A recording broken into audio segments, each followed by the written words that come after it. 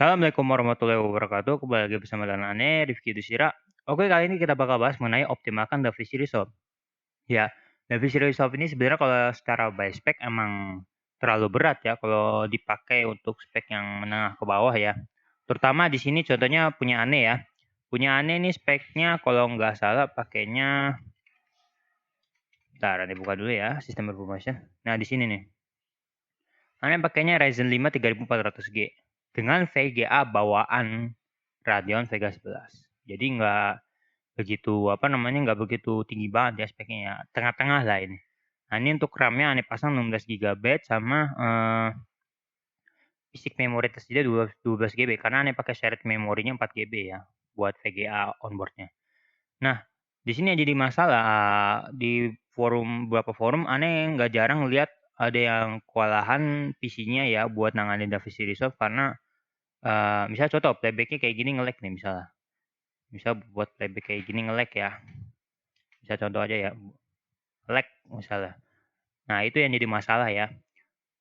Jadi kalau kayak gitu, orang jadi males pakai DaVinci Resolve kurang lebih ya seperti itu. Nah, di sini Ane bakal sharing gimana sih cara optimal DaVinci Resolve. Nah, perlu kalian ketahui, DaVinci Resolve itu nggak bisa dioptimalin dalam satu klik doang ya. Jadi ada beberapa step yang harus dilakukan biar DaVinci Resolve-nya itu bisa sesuai dengan workload kita atau spek yang kita punya gitu. Oke, yang pertama di sini ada timeline resolution. Kita ulangin ya, ini apa yang di kiri bawah ini project setting, kemudian ke master setting ya. Nah, ini ada timeline resolution. Nah, timeline resolution ini nanti disesuaikan aja sama footage-nya ya. Tapi kalau misalnya kalian niatnya pengen bikin misal contoh nih, footage-nya di 1080p tapi kalian bikin di 720p, ya udah kalian force di sini ke 720p. Nanti dia gambarnya bakal downscale gitu. Itu kalau misalnya kalian, pengen ngedownscale, tapi kalau misalnya enggak, ya udah di-fixing aja misalnya 1080p ya 1080p gitu.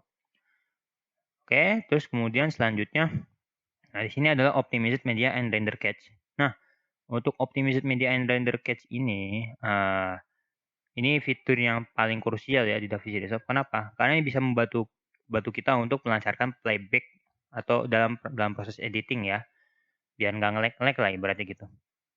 Nah, ini ada beragam pilihan. Pertama ada proxy media resolution. Nah, proxy media resolution itu jadi kurang lebih, misal kalian contoh nih buka playback nih. Nih, timeline proxy modenya nih. Ini bisa kita ganti ke quarter resolution ya. Nah, ini dia resolusinya bakal burik nih kurang lebih. Yang di zoom ya. Oke, kita zoom coba ya. Kalau di off, gambar bening tuh. Kalau di quarter, jadi ada burik dikit.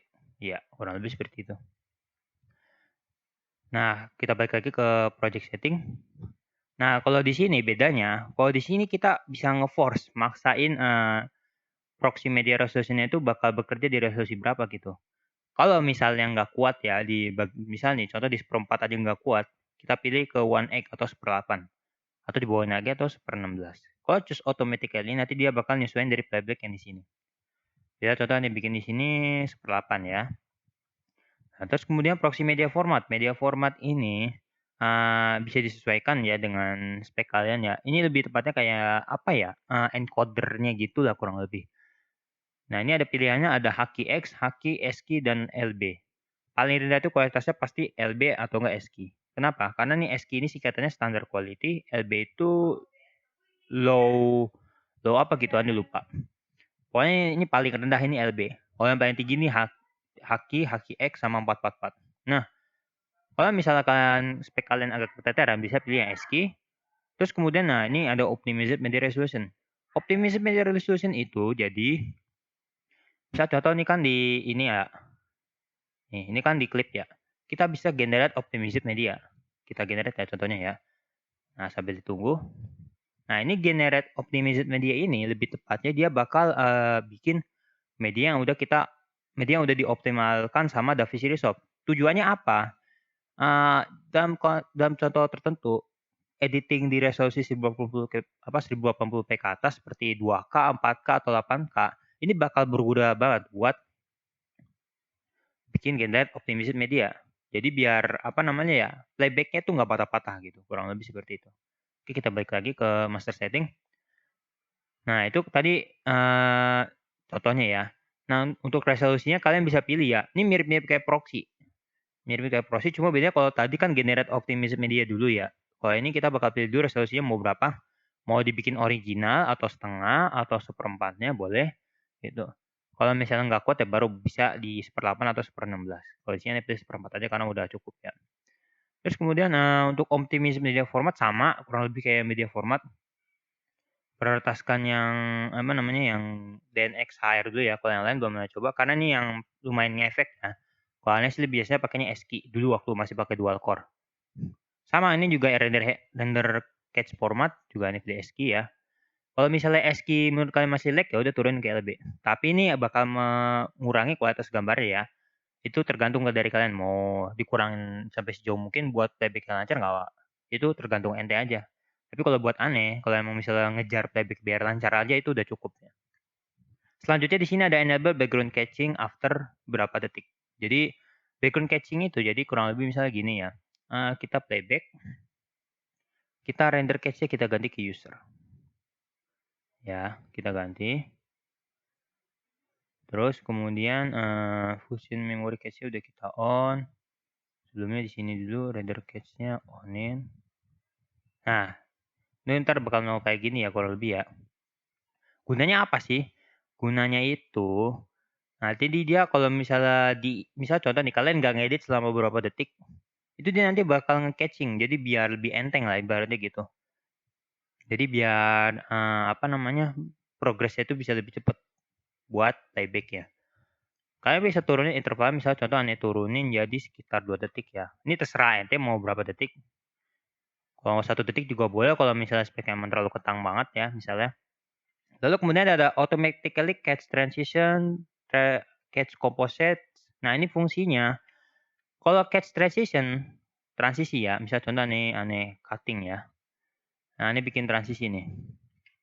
Nah, ini transisi ini terkadang di spek yang ibaratnya mohon maaf ya, agak terlalu kentang ya, itu biasanya nge-lag kalau main transisi kayak gini nih misal contoh. Ya, kadang-kadang ada yang nge-lag kayak gitu. Jadi, kalau misalnya kalian merasa ada lag ya, kalian bisa nyalakan catch transition-nya. Otomatis ya, pasti otomatis nih.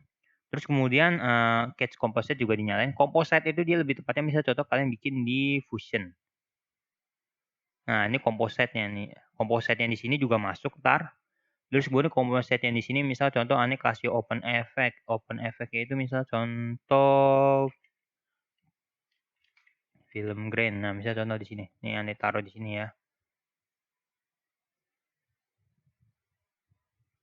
Oh, nggak ada yang anu sorry bukan bukan film grain ya, namanya itu, analog damage ya. Nah ini.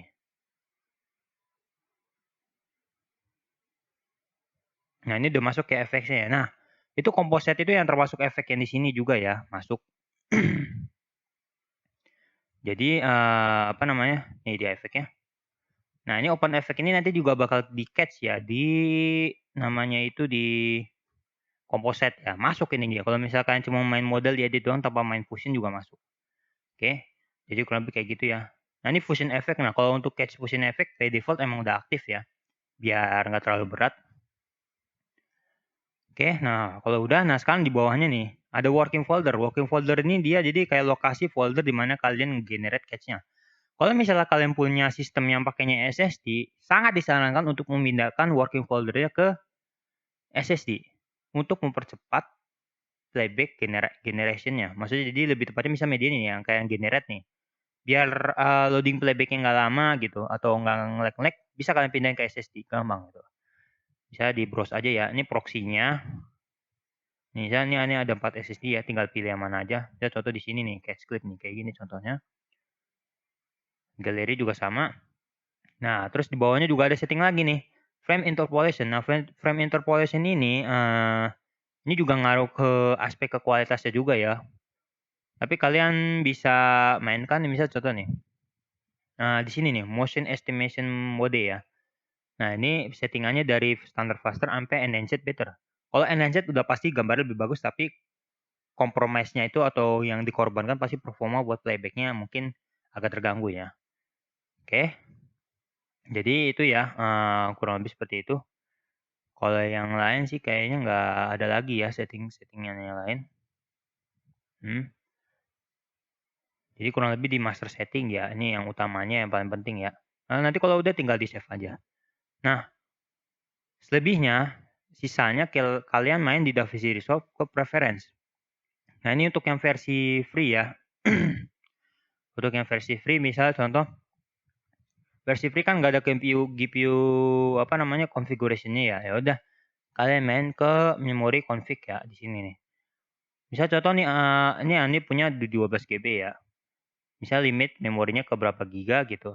Kalau misalnya di Ane ya, saran Ane ya, kalau misalnya memorinya agak sempit, contoh dalam artian, 8 giga ke bawah ya, nih. Ini kalian harus ngitungin, berdasarkan, ini kan nih usage device resolve sekitar 2,469. Nah, kalau sama Windows-nya sendiri itu berarti total udah 6 GB-an nih ya. Nah, caranya gimana sih biar nggak terlalu berat? Nah, kalau biar nggak terlalu berat, paling nggak kalian sisihin sekitar 10-20% free space atau ruang kosong, gitu. Jadi biar maksudnya dalam artian kalau misal pas playback nggak sampai full banget, sampai 100% enggak. Soalnya kalau sampai 100% ini pasti nge-crash gitu. Paling nggak kasih napas sekitar 10%, berarti kalau usage di sini sekitar 90 ya. Nih jadi, ya kita kurangin aja ya. Tapi kalau misal kalian ngurangin limit memori usage resolve-nya, nanti yang fungsinya juga bakal nyesuaiin tuh, kurang lebih seperti itu. Nah, kalau aneh by default segini sih ya, 9 GB ya, tadi, sekitar 6 ya. Ini disesuaikan aja ya. Jadi kalau bisa sisain 10% atau enggak sampai 15 atau 20% lah paling enggak. Tapi kalau mau yang enak sih 10-15% sih. Jadi biar ada napas, jadi nggak langsung crash gitu Windows-nya. Terus juga kalian masih bisa leluasa buat mainin task lain yang enteng-enteng kayak misal buka notepad atau apa segala macem. Ya oke, kalau udah kalian save ya. Ini, nggak nih save. Nah, ini dia di user playback setting ya. Playback setting ini nih, performance mode by default sebenarnya udah otomatis ya. Udah otomatis ya. Ini dia ntar nanti bakal nyesuaiin sama preferensi workload-nya seperti apa ya. Terus kemudian, di sini ada minimize hide UI overlay sama minimize interface. Nah, ini dua setting ini ternyata ada gunanya juga. Maksudnya jadi dia nih hide UI overlay itu jadi overlay-nya ini nanti, diumpetin sementara ya buat ngeringanin playback performance-nya, terus kemudian sama minimize interface update. Interface update itu jadi misalkan interaksi nih sama, tombol-tombol atau di sekitaran area DaVinci Resolve ini ya, ini dia bakal ngurangin ini biar nggak nge-lag playback-nya, gitu. Nanti kalau udah kalian save. Jadi kurang lebih seperti itu ya. Oke, jadi kurang lebih itu aja ya untuk optimalisasi DaVinci Resolve ya. Semoga dengan ada video ini kalian bisa terus berkreasi dengan DaVinci Resolve ya. Karena emang secara default DaVinci Resolve itu emang tuningannya nggak bisa langsung satu klik gitu aja, nggak. Banyak yang harus kita pertimbangkan seperti tadi project setting sama dari setting DaVinci Resolve sendiri. Oke, kurang lebihnya mohon maaf. Wassalamualaikum warahmatullahi wabarakatuh.